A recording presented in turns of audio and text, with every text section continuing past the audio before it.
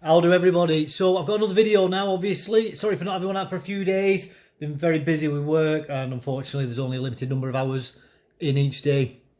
So I've had to make the unfortunate decision to not do these sorts of pre-recorded videos. But anyway, let's get on with it. Today and this week has been incredibly interesting in regards to the grooming gangs cover-up and just how far the scandal goes.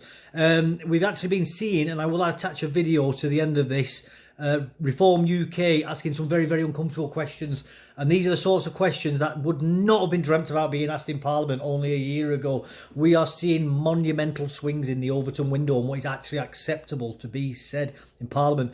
Now, there'll be many people who might say, oh, well, Dave, it doesn't matter if that they're asking these questions in Parliament. What exactly is changing? Well, first off, that is a very, very limited view that you're taking there if that is your initial assumption. These sorts of processes do take time. We don't want a bloody revolution because those never, ever end well and always result in horrible, horrible tyrannies. You're basically jumping out of the frying pan and into the fire.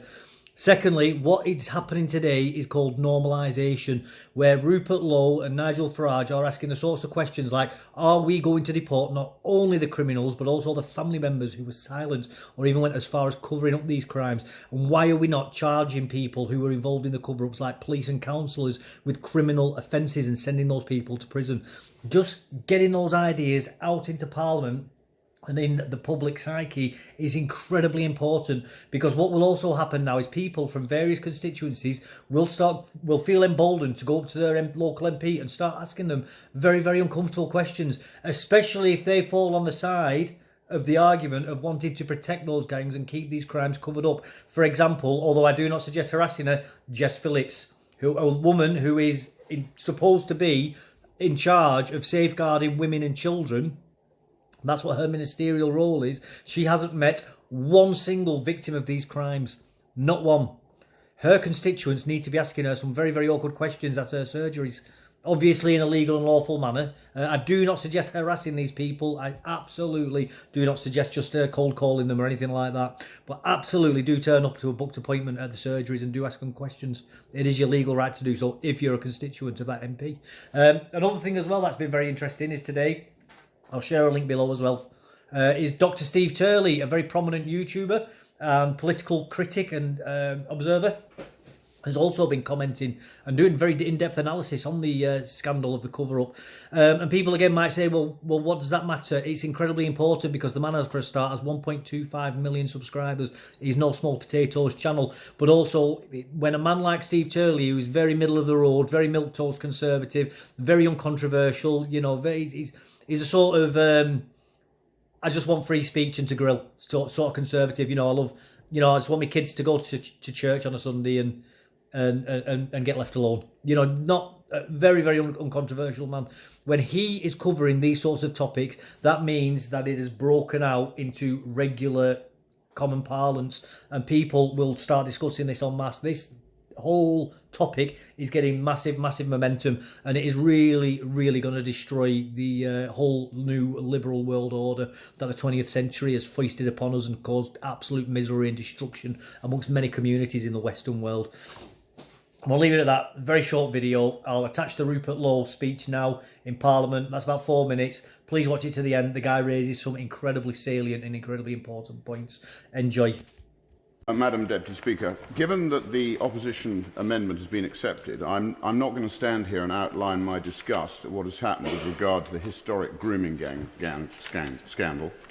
The British people want answers, so I'm going to ask questions of the Labour Party and several of them. Will the government commit to urgently deporting all guilty foreign nationals involved, including family members who were aware of the crimes and therefore complicit? Wives, sisters, mothers, cousins, if they knew and said nothing, these individuals are just as guilty as the rapists themselves. Will the government commit to stripping citizenship from dual nationals implicated and deport them as well? Race or religion must protect nobody. Will the government commit to pausing all Pakistani visas and foreign aid into the country until the Pakistani government agrees to accept any of its deported citizens that have perpetrated these crimes on British soil, and also imprisons these rapists and their accomplices in Pakistan, however they see fit? Will the government undertake a full investigation into officials who had knowledge of these crimes, yet failed to act? establish a specified task force to root out this wicked evil. Don't just fire these vile individuals, prosecute them. How many girls are estimated to have been raped? Is there a tally for the overall number of rapes?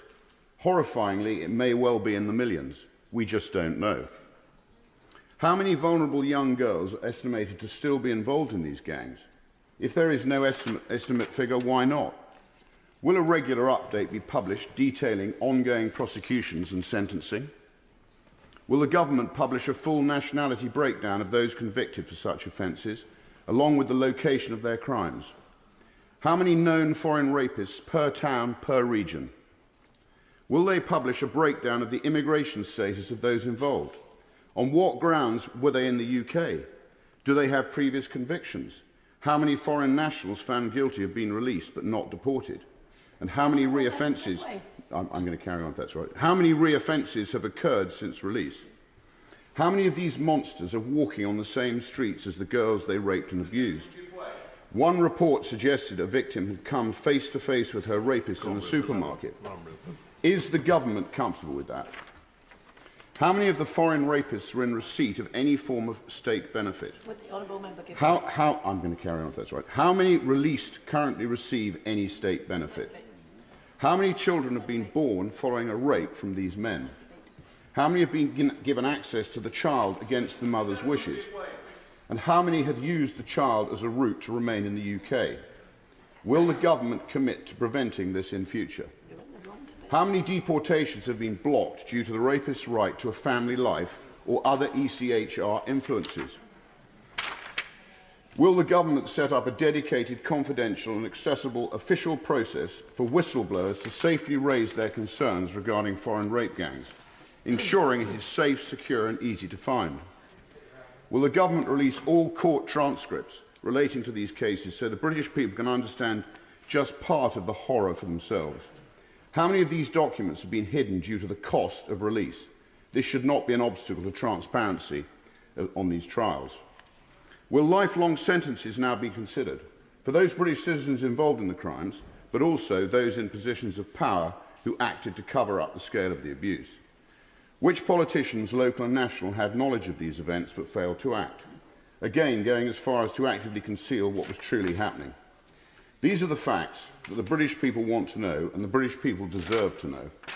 All of these questions have also been submitted in written form, and I look forward to receiving open and transparent answers. The mass rape of young white working class girls by gangs of Pakistani rapists is a rotting stain on our nation. This is not about Elon Musk. This is not a bandwagon of the far right. This is about the victims and ensuring swift and brutal justice is delivered to those demons responsible. It is about distinguishing between right and wrong.